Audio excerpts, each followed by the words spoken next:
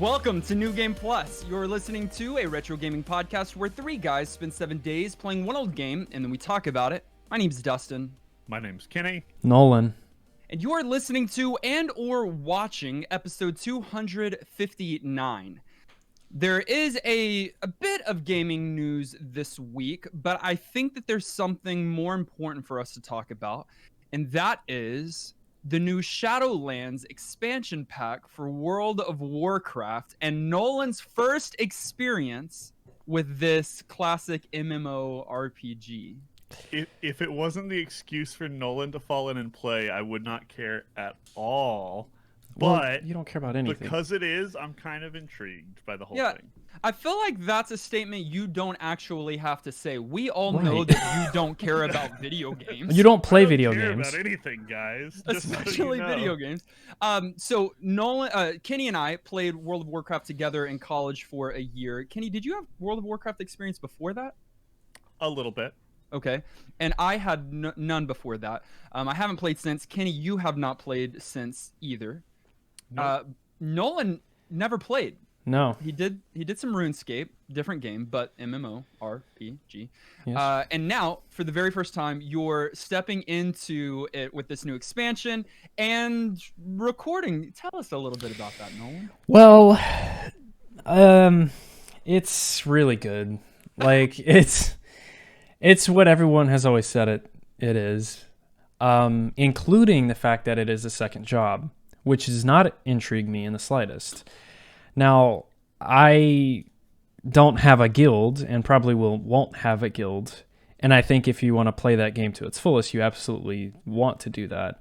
So, I think as a new player in 2020, go for it. It's really, really fun. And they say that this expansion is supposed to be like the one for new players. And yeah, so far so good. You are recording some of your experience, right? What's your plans there? I don't know. Holidays happened and I haven't finished editing the footage, but going forward, I don't know what I want the format to look like, but I will have a video that's like just kind of like what it's like for a new player, like if someone's intrigued in playing Shadowlands and what they're getting in for. Because like you can't experience Shadowlands until level 50. Right, it's in-game expansion, story continuation content. Oh, so you won't be there for a while. Well, yeah. But the first 10 levels, that stuff is new because they have a new starting area for players. So I got to experience that, and it was very helpful in teaching you the ropes. So which of your relationships have suffered the most? None yet, but they will. Like if I keep it up, like I have plans. I have plans. It's that kind of game. It's just so much. We know, Nolan. Y'all know. I know.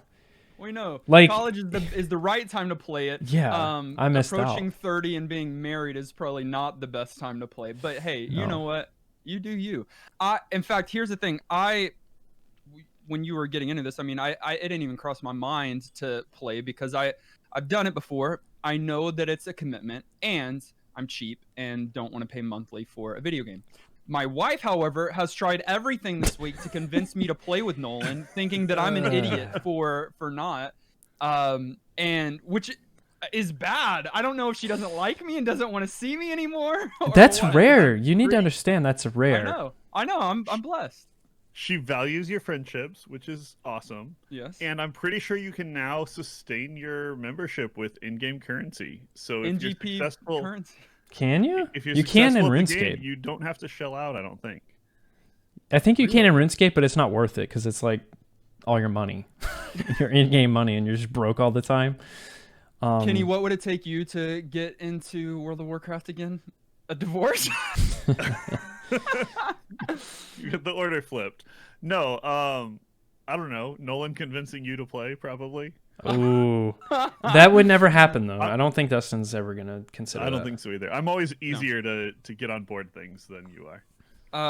Okay, so Nolan, just to be clear, we could expect some video content of your experience on your personal YouTube channel at a later date? 100%, Okay. yes. Like tomorrow? No. Okay. I gotta we'll make try NGP content first. However, we will include, I don't know if now it will be up to Nolan, but maybe we'll include his YouTube link in the show notes to this episode. If not this one, then when he does begin posting World of Warcraft stuff, we'll post it there. And NGP community, listen, let us cling together as we support Nolan's audacious quest this week. I mean, like in our retro game of the week, Tactics Ogre. Overview. Tactics Ogre, Let Us Cling Together, unsurprisingly, based on the name, is a tactical RPG developed by Quest and directed by Yasumi Matsuno.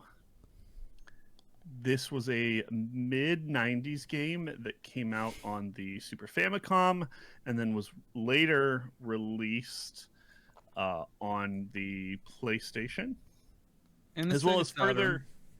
and the Sega Saturn, as well as further like re-releases on PlayStation Portable and availability, I think, on some of the current consoles as like historical download type games. Unsurprising. So this game is considered by a lot of people to be one of the forefathers of this genre. Like, it's classical tactical RPG. So if you're not familiar with the Ogre Battle series, this one is kind of unique and takes a slightly different approach to the game than some of the others. You are in a, I guess, turn-based, but it feels a little bit more real-time. We'll get to that. But a turn-based grid battles, like so many of these, where you have a set of units sort of on isometric playing fields that fight each other in tactical battles and level up, and all of the sort of standard tropes for this genre. Story is pretty, I don't know, felt pretty canned to me. You're introduced to 3 characters whose village has been attacked and now are out for vengeance. They end up deciding to raise an army and go out and make things right in the world. And I don't know, it seems like a really good one to talk about just because of sort of its influence later on the genre, especially. It's weird to me that this game originally came out on the Famicom, the Super Famicom. It's like it looks so PlayStation to me, like in look and feel, that it's like hard to believe that it was ported and it didn't start on the PlayStation. I agree, but that's simply because I played Final Fantasy Tactics on the PlayStation, Which came out Right. after this game, which yeah, 97. I didn't know that. Same director. So the guy Right. that you named, Kenny, Matsuno, he first developed this one. This one was this wasn't his first game to develop. I believe he had one before this, but he developed this game and in 1995. But he directed and wrote Final Fantasy Tactics and Advance in 1997 and 2003 respectively, and Yep. then later Final Fantasy 12, which Oh. neither of you have played. But What? if you Nolan, you have? Yeah. Oh, I didn't know. I actually didn't liked remember. 12. I know a lot of people. It's and I Resident didn't. Sleeper. Yeah. And I didn't. And then he's also done some Final Fantasy 14 story work. And so if you playing those games, you will see his signature characteristic style of story, of design. Like, he's got a very like a look, something that he does that is very characteristic all the way throughout. And so I think you either love it or hate it. He's got a lot of fans and he's done a lot of great work. But this game, I mean, we could have joked about it, but we'll just straight up say it, or I'll straight up say it. This game is Final Fantasy Tactics. There's no difference between. It's the same game.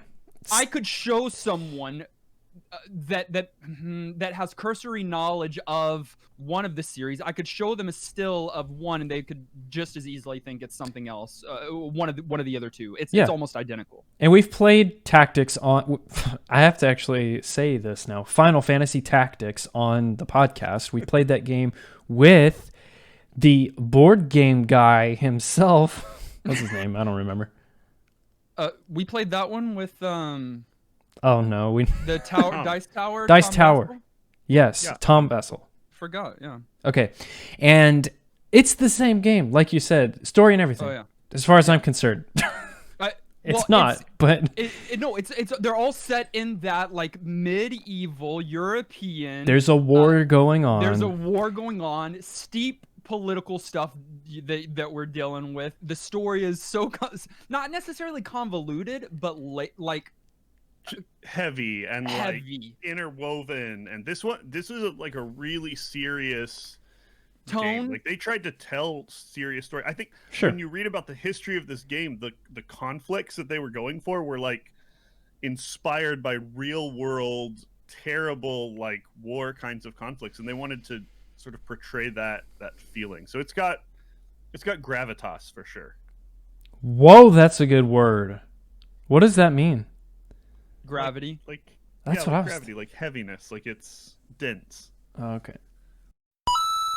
Gameplay. I'm a Fire Emblem player. And I'm a Final Fantasy player. okay. I think that okay, so Fire Emblem's different for a lot of reasons, but that's what I'm used to going into these tactics games, Final Fantasy Tactics included. When we played that, that's what I was like basing my point of reference on, because Fire Emblem is a turn-based strategy game where there's usually a war and you have units and they have characteristics. They have faces. They're not faceless units. They actually have personalities and matter to the story. And that's the case here too. But gameplay core mechanics I take issue with. And one of the biggest ones that I guess we can just start with, these games, you do a lot of menuing. When you're looking at this tile set, it looks like a board game, and that's kind of why Tom Vassell picked it on his episode, because he's really into board games. It does look like one, this isometric view. So you, in Fire Emblem, you choose your units and you move them all at the same time. It's your team and it's your team's turn, and then you're doing that, and then you're kind of thinking about strategy as you do it, positioning, like who's going to attack who's going to get attacked next turn, all of that. This game is set up a little different, where your units go based off speed. That's how the turns go, and enemies included. So if one of the enemies is a little faster than one of your characters, it goes before that character. And so that throws me off big time when playing these games. So I'm just going to be... It's like an ATB. It's an active time thing that's going on behind the scenes. But ATB bars, I'm used to in Final Fantasy VII, for instance, where it's like not a cutscene battle, but the screen goes to something new. In this case, the ATB, or whatever you want to call it, is going a little too fast for me, because the way I process and try to beat a level or a stage is I like to plan out slowly and methodically so that it's perfectly played, perfectly as possible. But there's a lot more chaos to this style of gameplay that I'm not really...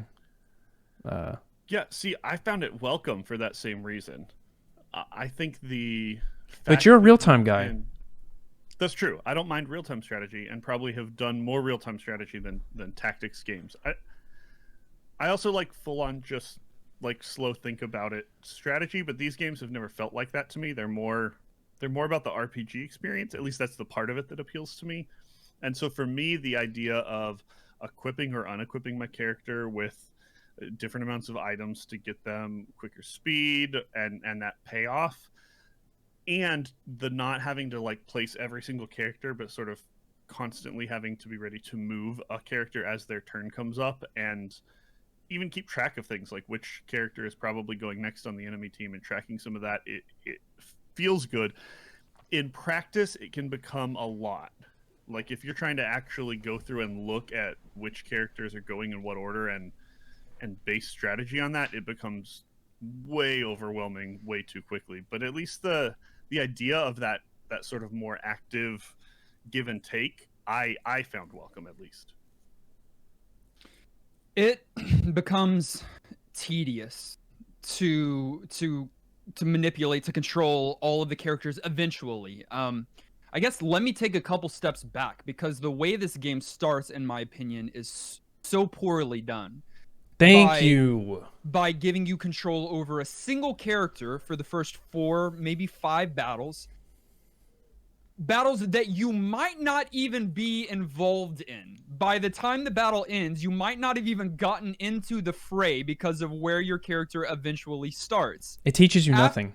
It's tutorial. I mean, it's trying to be tutorial, and it's trying to slowly show you these things, but you've got to show rather than tell. And I feel like this is just like a slow grading of like that very first one. All you do is move, and then the battle is over. Well, yeah, he's like, "Hey, flank him." And you're like, flank him. You cool. Go behind. You're like, okay, cool, I can do that. You move, and then your other guy goes head on. and then you unflank yourself to go up there and just talk. Just to talk. And so that's how it begins, so slow. You might not even get off an attack with one of your controlled characters until the 4th or 5th battle, but then it goes from that, where you're controlling one character that might not touch anything, to controlling 10 characters on a battlefield that, like, it jumps so absurdly there from one extreme to the other. I think maybe they did that because they do give you a like in-depth how to play mode, if you even want to call it that. Like on the main menu, you can go to that first. I did that in my first play, and I was like, I'm not doing this because it's too much reading and obviously it's boring. I prefer, though, for that to be mandatory in the game. I don't want to have to go to school to learn how to play a game. Like, it's too much reading. I appreciate that it's there, I guess. A lot of games lack a proper tutorial, and that's a whole other issue. But yeah, no, I'm with you. Like, it started so bad. I haven't played a game in a while that was so poorly just like done in the first hour or two of playing it. I did go through the tutorial and found it helpful, just because Pre-game. Mm-hmm. No. Like at the beginning, you have start game or before the story or something. Yeah, it's called boring. I mean, it's not like the most intriguing thing in the world, but I feel like it preps me to not suffer or be as confused when the game starts. So I usually, if it acts like it's going to be important, I'll usually trust it and go through that process. I didn't feel like it was too onerous, and it taught sort of just the core things you needed to know, not the more advanced stuff. And so I appreciated that they did that. And then I appreciated that they tried to ease you in, because by the time you get into the full-on everything available to you unwrapped version of this game, it has a ton of complexity. If they had just ripped off the Band-Aid and been like, well, manage this entire army and the items you find and all the different spells you're going to get and leveling up, and just had dumped that on you at the very beginning, it would have been too much. And so I'm glad that they tried to ease you in, but I do agree they did it poorly. They could have cycled that in, or worked some of that tutorial in at the same time, or while stuff was moving, shown you why it was making the choices it did, or some information about, character interactions, or they certainly could have done a better job of it. It was pretty jarring. Something else, and this isn't even like complexity of some of the other things that they throw in. This is just more like mechanical annoyance for me. I think there's too much menuing. Like, in order to move, you have to go through like 3 different pages of menu, which after a certain battle, it tells you how you can turn that off. Oh, well, I skipped through that text. So. Because by that time you're just trying to do one thing that you need to do because you've done it 1,000 times now. You're just mashing X. Yep.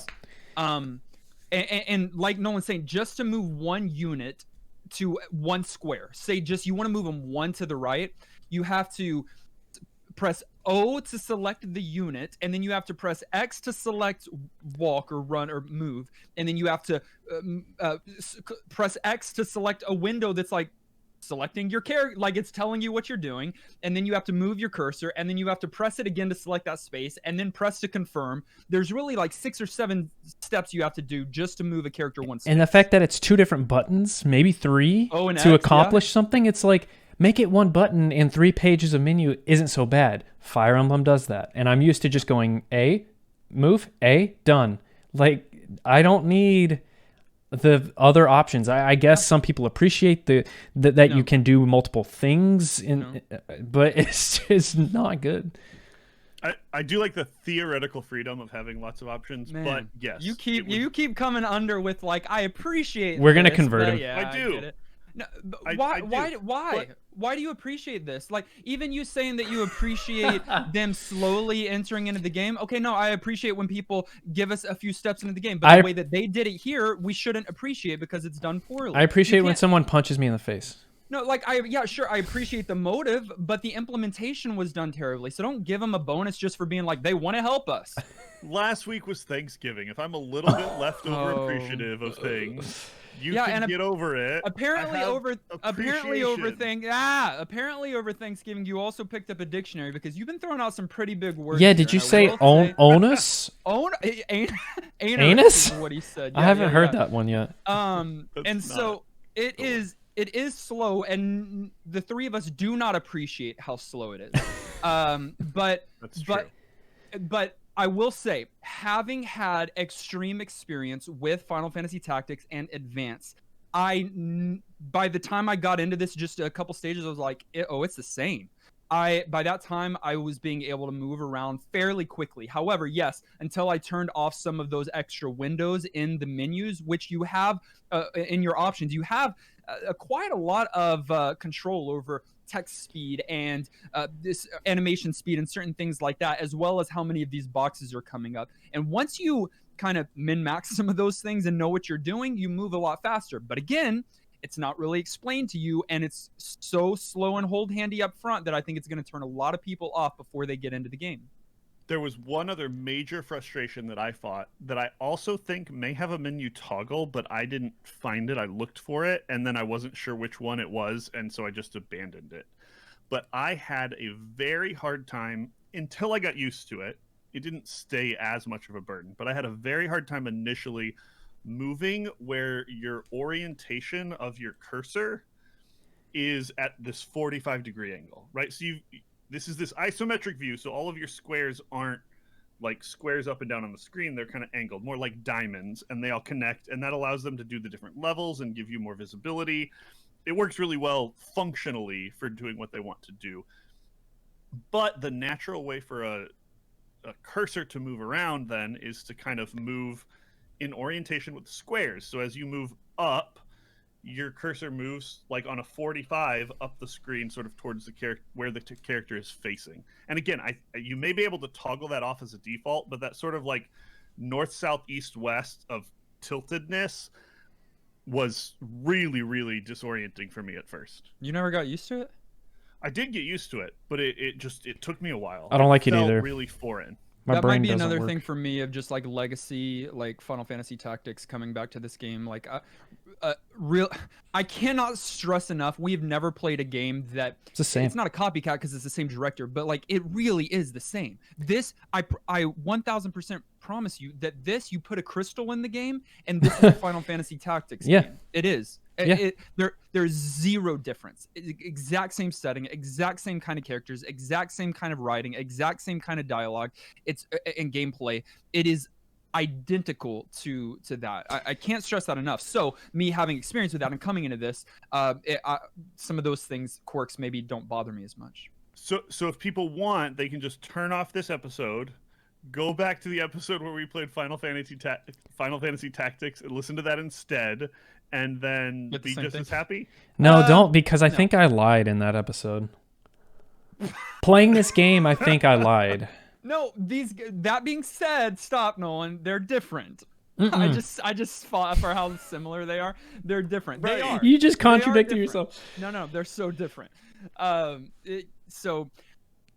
We didn't talk about there's not tons of levels in this game, but the levels are fairly lengthy. Your battles are going to take a while. Probably not as long as the game that you mentioned, Nolan, because dude, when I played the one Fire Emblem game that you had me play, Nolan, like Yeah. Sacred Stones.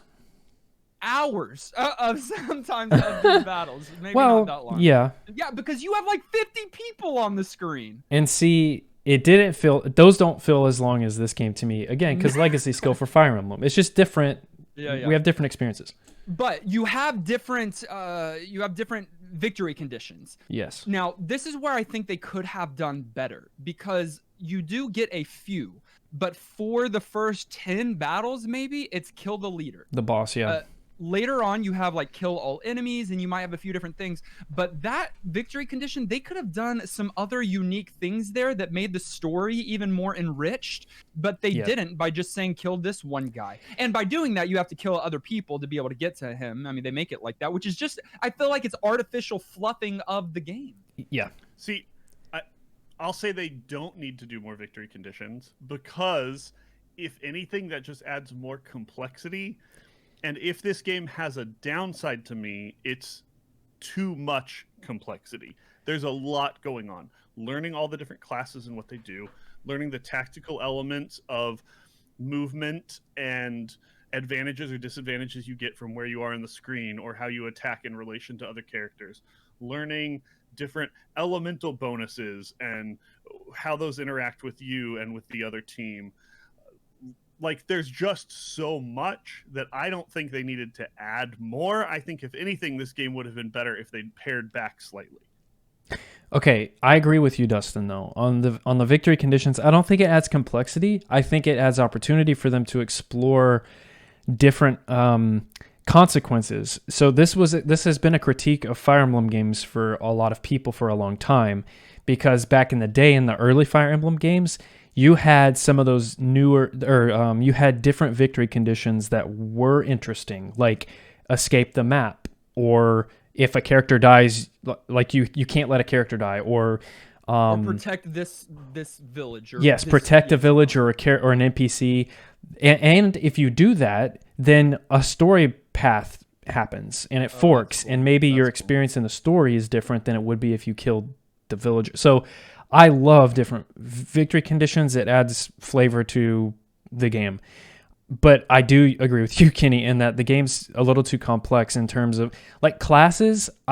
Character progression is very important to me in these games. I love planning out my team, and I love knowing the benefits of going a class route. And in this game, like, it was just too much for me. Like, I didn't have the energy to research it enough, and that's on me. That's not necessarily the game's fault, but maybe it is. I just felt like my team was just so forced. Like, I didn't care as much about some of my characters because I don't know them. I don't know the ogre battle lore, which I guess it's continuing from the first few games or the first game. So maybe. Yeah, maybe that's the thing. I wouldn't know. So I don't know, man. It's just a lot going on. It's a lot. Aged. Nolan, earlier you said this game that it surprises you that it's on the PlayStation. Yeah. That it surprises you that it didn't start on the PlayStation. Yes. That it was on Famicom first. Yes. And I almost had the flipped reaction, not because of how the game looked, but because of how the game sounded.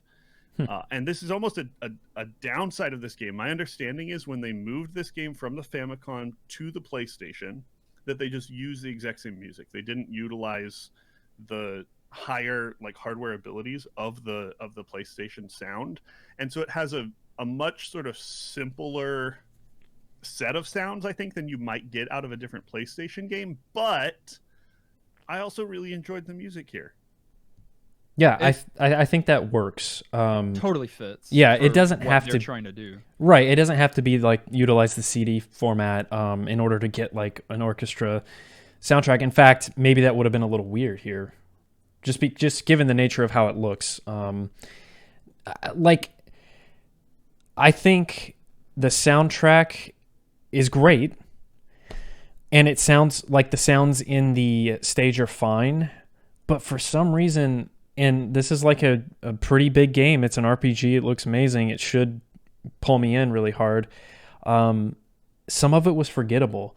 Now, I said this in my first play, though. There is a theme song that I guess is unique to all Ogre Battle games, and Tactics Ogre used it in the menu, and it's very recognizable. Beautiful track. It's in my N64 thing. But in our NGP, you specify. Yeah, click yeah. on the annotation Ooh. for the. It's the NG. It's no. Now I'm messing up. I got excited. It's the Nintendo 64 chill playlist that Yes. we put together, and this theme song is on there. But I think that's reminiscent of the rest. It's interesting, like you said, Kenny. They didn't take full advantage of what the PlayStation was able to do. I do think they remixed some of the tracks. They did something like that, but it's good. It's some of that good NES yeah, JRPG type Yeah. music that really does work for the system. Most of them are maybe somewhat forgettable, kind of like you said, Nolan. But yeah, there are a few in there that are like, man, no, this is good. And Sure. none of them, in my opinion, are bad No. or don't fit. Like they're all like, this is pleasant. yes. And if you had bad music on a game like this, you would rip your hair out, because we've already talked about it. These battles are long. Like Yeah. you're gonna be in there menuing around, especially if you're trying to really, maximize which characters survive, and like healing characters that have gone down, and making sure you don't lose characters you want, and making sure that all your characters get the experience that you want them to have. And like there's some even metagaming going on during these fights that just make these battles really feel long. And if you had bad music during long battles, it'd be soul crushing. Thankfully, it's not. One of the biggest aging factors for me, and I really do mean this, is that we are playing this in an era where Final Fantasy Tactics is already a thing. Again, these games, I cannot stress enough, are so close to one another. And I just think with the few years that are in between them and the slant towards Final Fantasy, that Final Fantasy Tactics does what this game tried to do, but does it so much better. And I won't always say that for other games, like that you can't go back and play this game because a better version of it came out. But since the games are so identical, I think that is a struggle today. Like, in my opinion, if you have the two to go back to, erase one and just go to Tactics. Here's the thing. I'm not going to argue against you, because Yeah, you are. you're making my general. I'm not going to argue sounds against like you you as are. hard as you expect, because you're making my general point of sequels being better, and Final Fantasy Tactics is basically a sequel to this game. But I also think we sometimes do a good job of discussing like legacy, and sometimes we don't. And this was the game that kind of kicked off this whole series of games and sort of birthed a subgenre and figured out what this style of tactics games looks like and can do. And I think that's really worth recognizing. Yes, agreed, but not worth playing necessarily. Okay, explain to me the difference between tactics games and like turn-based strategy like Fire Emblem. Is it isometric? Is That's that not the going to be main? the only thing for sure. No. Okay. So what did it Says- birth? Says the guy that doesn't know how to answer the question. It's true. I mean, some of it's flavor, some of it is that, some of it's sort of battle space, but I don't know. You don't. Hey Siri, what be the difference between them? Well, I'm just like, what other games do we have as a reference point here? Newer, like mobile games, and I don't know, maybe there are some huge ones out there. I've actually seen a lot of indie developers adopt this tactics, tile, isometric style of gameplay. But to Even say this that- game is even like that- the grandfather of tactics games, Well, seems, I don't know. he's not wrong. There may have been some before it, but this is one of the earliest like known titles for. So Fire Emblem, that was pretty early too, though. Was this around the same time, Nolan? Do you recall? 1990 was Fire Emblem, the 1990 first was Fire the Emblem first game Fire Emblem. on NES. I mean, they were competing around this time, but yeah, there are some today. It's not a genre that is over inundated by titles, is it? Like, No, there's it's not. tons of, like, today it's not the primary or dominant one, but there are a lot of people, a massive subset of gamers that thoroughly love these games, and they blend into Kenny's kind of stuff where, man, Kenny can sit down and he can play he can play He a can. game like a one thing slowly for 3 hours and be like, that was a good He's a experience. Civ player. Make it 3 Yeah. days. Like Yeah, he's content. there's some kind of connection there that I can't do, that Nolan can't do, but that something works about it with Kenny. And I'm surprised that he doesn't like these games a little bit more than what he seems to.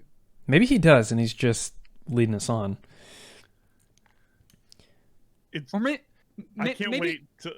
maybe he just doesn't feel a lot in life, and he's kind of just numb, walking Yeah. through life as a husk. Oh. I want things that just take up the maximum amount of time.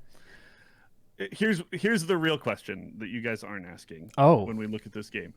Is there a fantasy world that doesn't have a nation called Valeria in any like fantasy universe? True.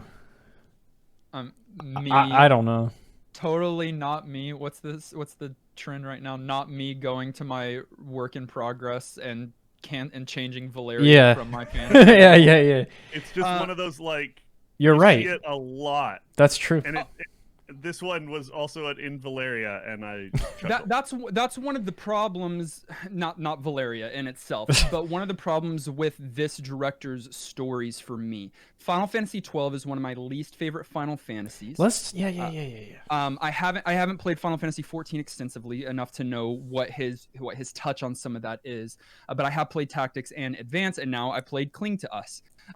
It is this he's got a writing style that is very formulaic, that Yeah. is not going to throw many surprises at you. I mean, he's going to do twists and turns, but twists and turns that you for sure knew were coming. His characters, to me, are so... Nolan, you had mentioned this earlier. They're very flat to me, Yes. one-dimensional, and I'm never invested in enough of them. Now, he does this kingdom plot world at war thing exceptionally well for people that like that kind of stuff, but I like to bring it down on the more personal level and have good interactions with these characters and yeah. really feel for them, and you don't get that with a lot of his work. And they were flat to the point where the in-between text story building segments that usually I'll cherish in these kinds of games were just like, I'm just like, please stop. Like, let me get through this. I hate this story.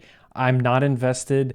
I'm not aware of what's going on in this world or this series. Can we just please play more games so I can at least talk about it on the podcast? It was this story, I'm man. actually thoroughly surprised that you guys that it feels like you're as negative about this game as you are. I know. I expected to come in and not hear that. I expected to come in and have you guys be super excited about this game. Same. Partly because I knew you liked Final Fantasy Tactics and some of these similar kinds of games, but partly because this game did well. Like, I know we're looking at it from 2020, and I know part of what we talk about is how well these games sort of move forward in the future, but this game was at least like the PSP remake, won some Game of the Year awards. Wow. Really well reviewed when all of these games came out, sold well, sort of started a genre. And there were moments, not all the time, but there were moments where I sort of fell into this game and really enjoyed myself. And I thought it was going to suck you guys in, I'll be honest. I did too. Okay, hold on. And I didn't know, honestly. Because some of the issues that I've had with the Tactics games, Final Fantasy Tactics, are some of those slow down. Like, it takes a while to get something done, and to min-max, I mean, it takes some grinding. Goodness. And you get that even worse here without the kind of Final Fantasy story flair that I prefer. However, you had mentioned, Kenny, a few times, and I think we've got to distinguish. The PSP version of this game is a different experience. Oh, it has to And be. Well, sure. we didn't play it this week. So where the PlayStation just took the Super Famicom and really just brought it over to an English audience for the first time, that and Sega Saturn. Sega Saturn changed some things too. PSP was 15 years later, and was a completely upgraded game. They changed up the gameplay, the storyline, and changes to the leveling system and progression. Oh, wow. That Yeah. made it so much of a more exciting experience. Even if you throw that out the window, the PlayStation game was super well received. There were things that I thought were going to be totally novel to you guys. The branching storyline stuff that we never really talked about. The alignment I don't like of the your story. character with sort of that questionnaire at the beginning, you know, where you like pull these 16 ideals question beginning. yeah. Why did we it was talk a little about that? obnoxious, but I was intrigued by it, that I thought might hook you. And then the fact that there's some replayability, because you can, you know, see the things that you do in the story affect the story. And I don't know. I'm not disagreeing with some of your opinions, but I'm just very shocked that you guys didn't like it more. It's too Usually late to I go can see back to where that, Nolan. Yeah, you just made me wanted to mad. talk- What, bringing that up? Yeah, I forgot about This it. late? Yeah, I'm mad now. The 4 goddesses at the beginning of the game that ask you 3 questions each that you have no idea why or what, and I don't know if you even tangibly see it. It's No, affecting some of your stats. but I don't. It's even like know hidden if you see stat it. affecting things, and it's like And then elemental affiliation, I think, as well, is Right. what it eventually does. But like, it doesn't explain that. No, tons of sort of hidden depth, or the kind of depth that you can only appreciate if you spend a lot of time or play a game multiple times or really read every single menu and like learn those things.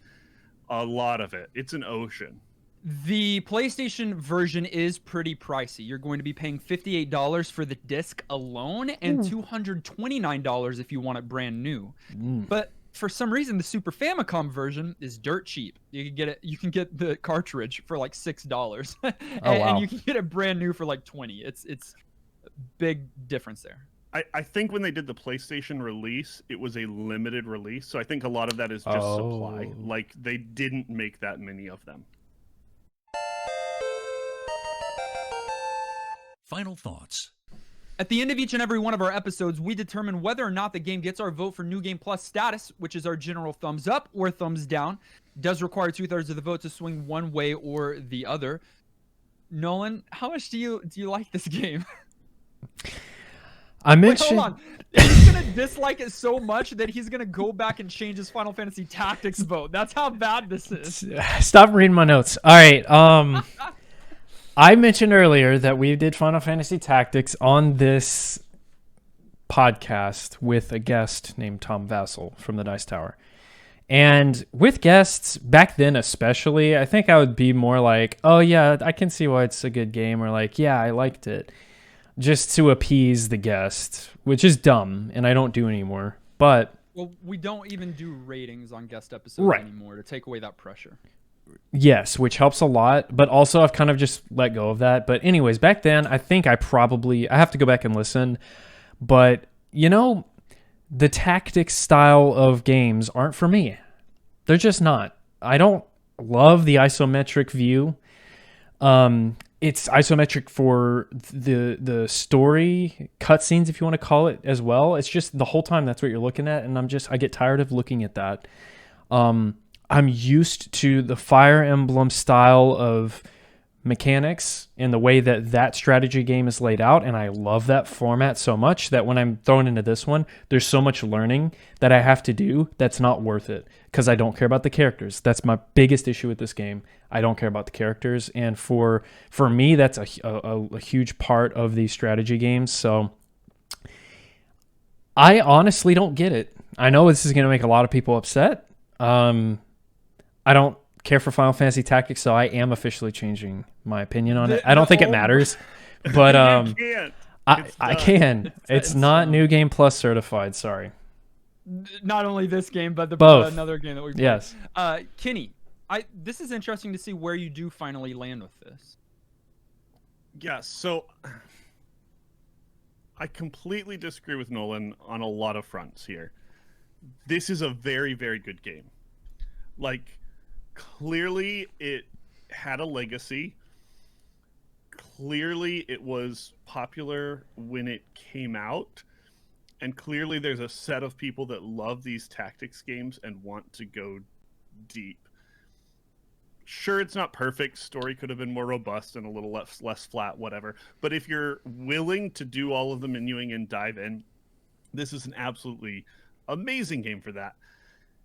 That said, I'm not going to give it NGP status. I knew you would do that. Like, Because you're even though it's a very, Devil's very good advocate. game, and it's a lot. It's huge. The amount of time it would take somebody to play through this game is an almost unrealistic set of time to just commit to any old game, let alone to try and get a like accurate taste of it in a week, in a holiday week.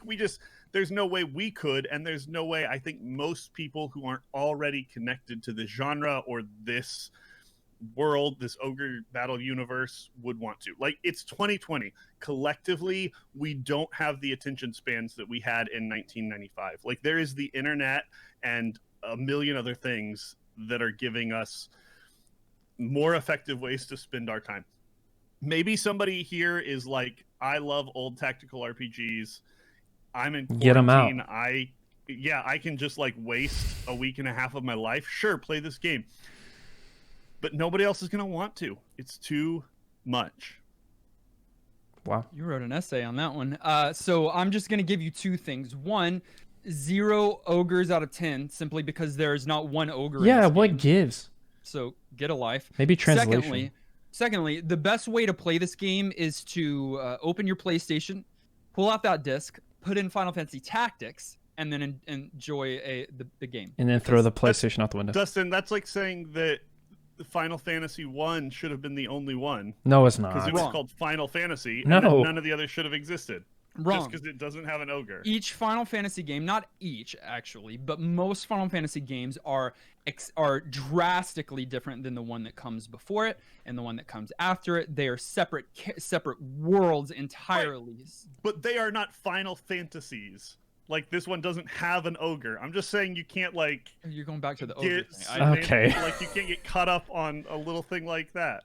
There are a lot of people's Final Fantasies in the Final Fantasy universe. I don't know what that means, but we're leaving it with that and saying Tifa. that Tactics Fantasy. Ogre Let Us Clean Together is not New Game Plus certified.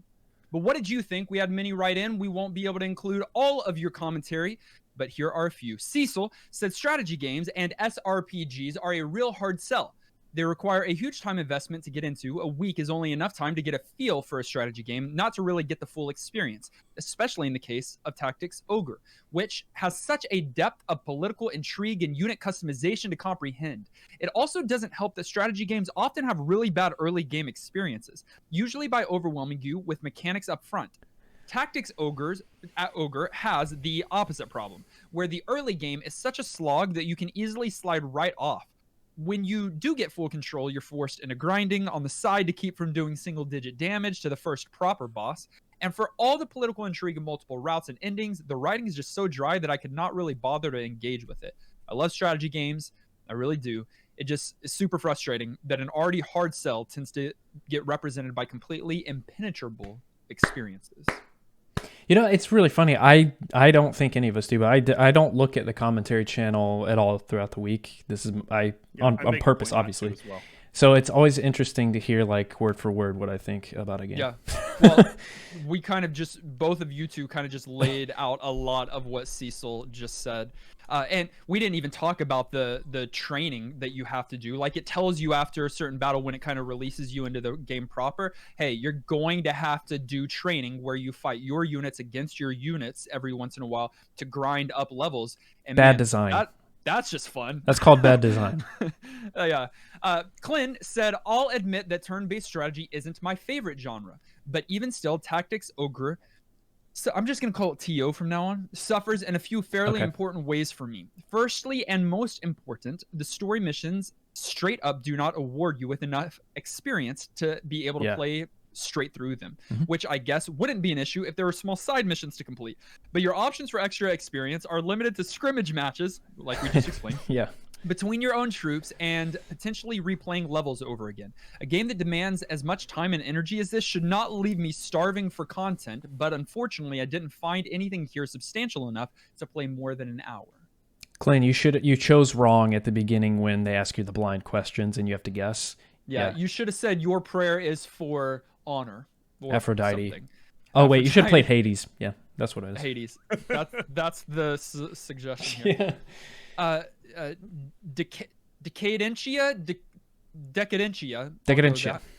The one that Nailed came it. before FF Tactics. This is the one that came before Final Fantasy Tactics. I'd really recommend trying the PSP version. While I played the PS1 version a million times, the PSP version makes it a lot less fatiguing. Quite sure the permadeath is changed similar to Final Fantasy Tactics. The grinding is way less with the leveling, etc. Check out the differences. They are significant. If we were talking about the better PSP version, I would give it NGP, but for now, I'd have to give this PlayStation version a pass, simply saying it's not enjoyable enough to play for a mass audience. PSP was a good console. I bet it is pretty good. Was PSP slept on? No, people No. really liked it. I do think that it was a little more niche than like the DS. The DS just like conquered the handheld world. I think handheld was just slept on in Maybe. my family. Like we had Oh, Game yeah, yeah. Boy. We had a Game Boy, and I think my brother probably had some other things, but I mean that's about it for me. So finally, Garlisle, faithful Garlisle said, "I've heard this game cited sometimes as one of the best JRPGs ever made, as a foundational title for an entire subgenre, as the most influential game in the history of modern creators. I highly respect. Please. And after this week, I don't understand it. Yeah. There's a ton of flow design things that thwart strategy. I especially hate how you can't undo movement mid-turn.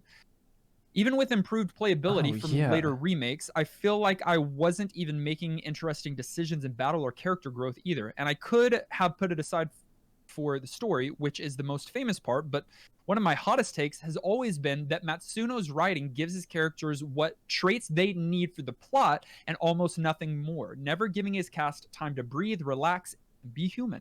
I've heard it said people care about a story because they care about the characters it happens to. I know that's not everyone, but it is me. I need to care about the characters, but here I couldn't. And so I just didn't care for any of it. This legendary title just gets a big meh from me. Yeah.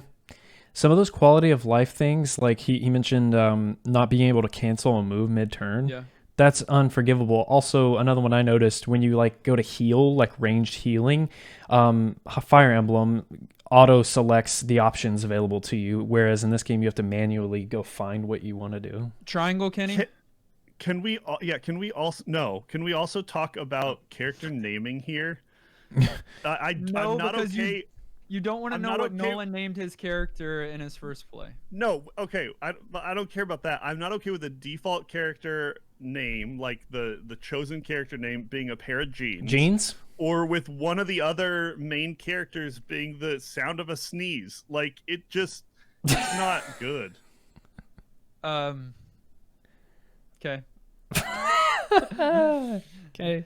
Thank you so much for sending in your thoughts and commentary on the Retro Game of the Week. You can do that each and every week to ngppodcast@gmail.com, or you can just hop in our Discord. There's a commentary channel there. We'd love to include your thoughts as a part of our episode next week, because we're setting aside the game Tactics Ogre and we're randomly selecting a new game that we're going to be playing for the next 7 days from our Retro Master list. Thank you for submitting games to this list. It is massive. And from there, we're randomizing. And the game is either going to be good, bad, or somewhere in the middle. Randomizing now.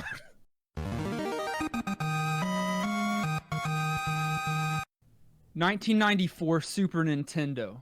Yay. Okay. Developed by Blizzard Entertainment. Okay. First of all- Wait, that's not allowed. First of all, who said that they developed Super Nintendo games? If you said 1994 PC developed by Blizzard Entertainment, I'd get super It's a hyped. port. It's got to be a port that they did No, themselves. it started on Please Super don't- Nintendo. A couple months later, came out on DOS. But still, it started on Super Nintendo. It's a cinematic Okay. platformer. What? And in 2013, Blizzard did release the game for BattleNet, so it's on the client. What? Yeah. This is all weird, huh? Yeah, this is not allowed. We are going to be playing a game developed by Blizzard, published by Interplay Productions. It is called Blackthorn. Kenny? No No? idea. I'm a Blizzard fanboy, and mid '90s is my jam. I don't think I've ever heard of this game. Wow. So It this might game be- should be good. Why? Cause Blizzard. Because old school Blizzard. Yes. Everything they did was good? Most of Pretty what they've much. done is good. Yes. What console games have you played from Blizzard Entertainment? Yikes. That's fair. I did make the mistake of trying to play StarCraft on the Nintendo 64. one Ooh, time. yeah. No. Oh, no. No. Okay, now, just to be clear, I think that it's Blackthorn. It might be Blackthorny. It's not. because- It's not. No, probably. It's got the little E at the It's end. got the not. E at the end. Or Blackthorne. It might be French. It's that. Black, It's that. grab a copy of Blackthorne and play it along with us this week. Super Nintendo, not PC. Super Nintendo. Blackthorn. Join us in Discord and let us know what you think of Blackthorn after you play it a week in the commentary channel. Or just chat about anything else, about how wrong we were about this game, for instance. You can do that if you go to ngppodcast.com and then click join us in Discord. We need to get to 500. Road to 500. So many people are also- coming in saying like, "Hey, I I'm not know. going to talk. I'm not going to be a part of this, but I hey, know. just so you'll stop talking about it. Here I am." Well, I'm get not. Nolan to We're shut not up. there yet, so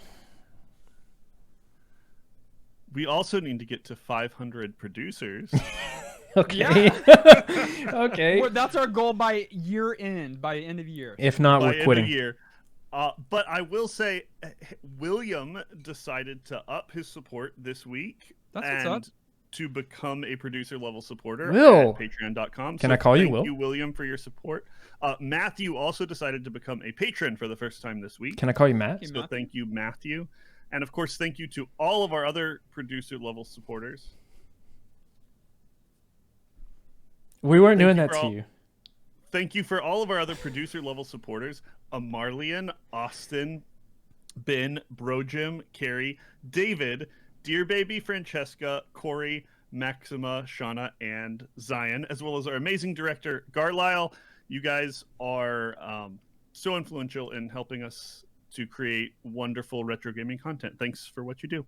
Y'all are the gravy to our turkey. Ooh, I didn't have gravy with yes, my they turkey this are. year.